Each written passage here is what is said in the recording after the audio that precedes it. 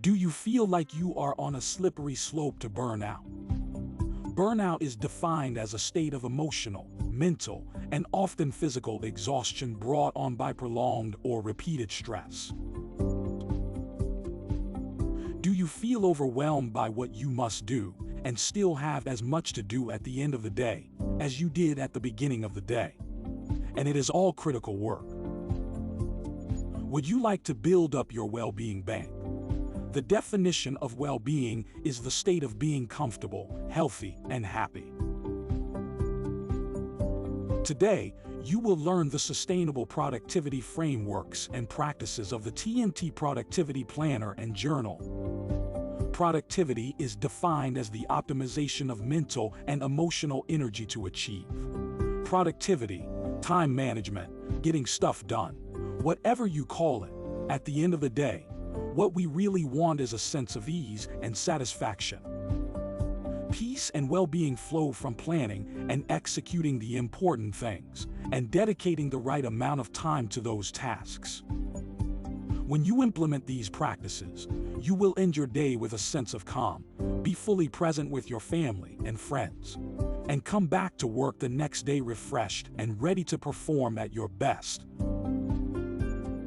Accompanying this video is a comprehensive Ready Reference PDF user guide, designed to provide you with the necessary information to get the most from this innovative resource. This guide will bring clarity to your current planning habits and insights into how you can change them to achieve peaceful productivity. When you use the productivity planner thoughtfully and consistently, you set yourself up for success and peace. The planner section is the heart of the system. It's where the rubber meets the road by recording the reality of your typical day. When filled honestly and completely, it will present you with your current management priorities without prejudice. Once this is exposed, moving toward change with actual information will be much easier. The daily journal is a place to note what is working well for you and to reflect on how you want to adjust your planning for the next day. Keeping track of your peace score gives you a trigger to continuously measure your productivity through the lens of satisfaction. Do this assessment consistently, and you will gain confidence and effectiveness in your productivity, giving yourself the gift of peace.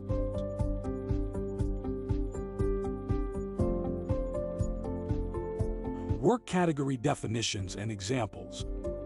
Leadership-focused activity. This category of work can be referred to as working on the business and not in the business. They are tasks that only you can do because you are the leader, business owner, senior leader, or team leader.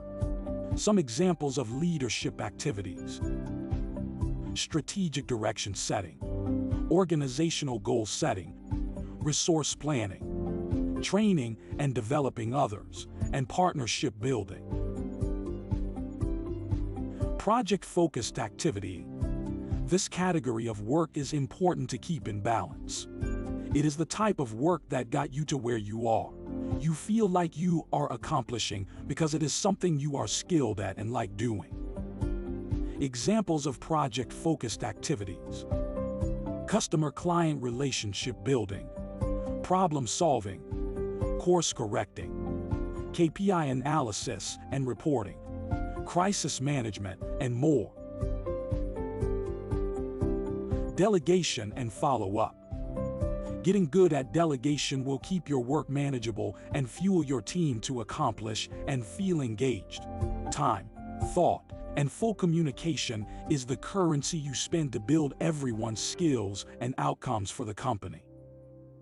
Some examples of delegation and follow-up are: providing clear direction and expectations to direct reports, monitoring and providing support on project progress and people's performance, coaching leaders and their team members, and removing roadblocks and providing guidance. Diversions and work about work. There are many things that come up in a day that appear urgent and which we must do. There are tasks that need doing. such as researching new products, surveying the competition, or analyzing a process or procedure. But you want to be always looking for ways to maximize the effectiveness of those tasks. Examples of diversions in work about work. Repeating expectations to team members due to lack of clarity in the first place. Looking for documents, passwords, contact information, etc. Reading long email trails, YouTube and Google searches, and things that pop up and suck your time. What follows is the guide to using the productivity planner and journal. Step 1. Observe how you currently prioritize your tasks and plan your day. Then record this information in the 4 sections in the right-hand column. Track your typical activities for at least 3 days. Use the assessment tool at the bottom of the planner to record the hours or percentage of time you spend in each category of work. Definitions and examples of these work categories were discussed earlier in this presentation. Step 2. After 3 days, decide how you want to change and plan accordingly. If, for example, you are inclined to work long hours rather than delegate and train others, you can set a target to adjust your style by 10%. A few examples. You can delegate a task that you typically would do yourself. Plan and execute one more leadership-focused task and one less project task, or notice and stop doing something that you know is a diversion. Step 3A. Reflect on what is important to complete this week that would make everything else easier or unnecessary. Enter that objective in the top box for each day of the week. Select your daily number 1 task by asking yourself, how will I feel at the end of the day if I do complete it? And conversely, if I don't get it completed?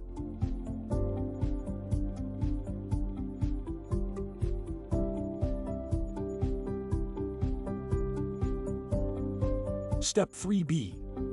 In the left-hand column, enter fixed appointments and activities in the space provided that are time-bound. Step 3C. Estimate the time remaining for activities defined in the following 4 boxes on the right of the planner page. A. Leadership-focused. B. Project-focused. C. Delegate and follow up. D. Work about work and diversions. Be realistic about how long your meetings and tasks will take. Include in your daily plan only those tasks that, if you were not interrupted, you could comfortably complete in 80% of the time you have allotted to them. Do not plan 100% of your time in a day, because you will get interrupted and will need to respond to things you cannot predict.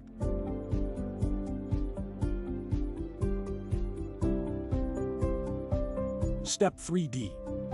Completing these sections fully and consistently is where you get a true picture of your personal work style and defaults, as well as noticing your progress on your path to peace of mind.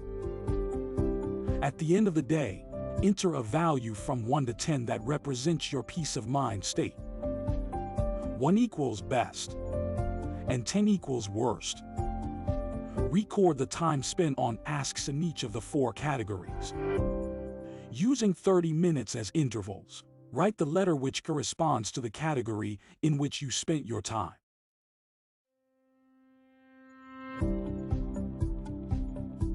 Key points. Following the guidance below is integral to your success in achieving the best balance between true peace of mind and productivity. At the very beginning of your day, spend 5 minutes visualizing a perfectly planned and executed day.